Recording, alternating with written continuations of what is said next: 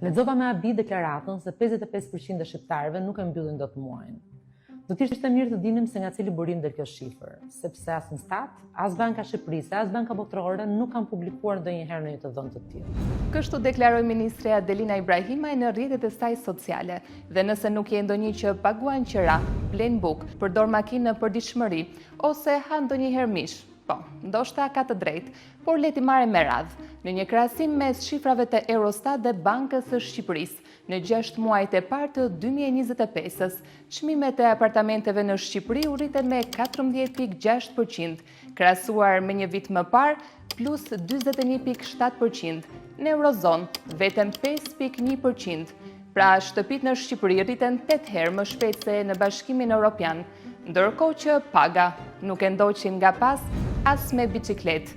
Paga mesatare në 3 mujorin e 2 të 2025-s është 84.000 lekë bruto, e para një viti ishte 11.7% më e ullët, mirë deri këtu, por kur çmimet rriten me 41% dhe qirat me 14%, ajo rritje është si të ngrohesh me shkrepse.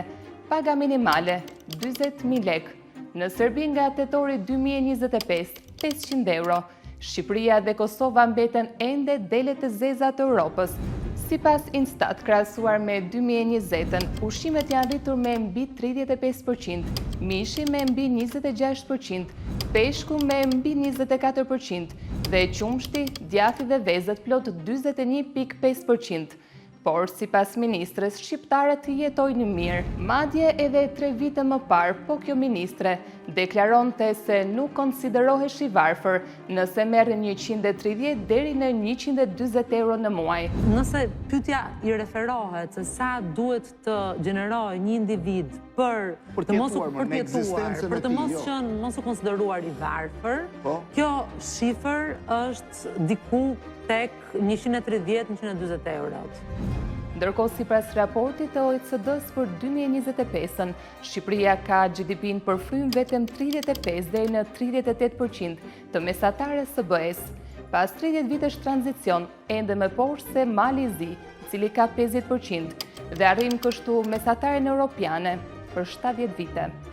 Në fjalimet e qeverisë, jemi afër Europës.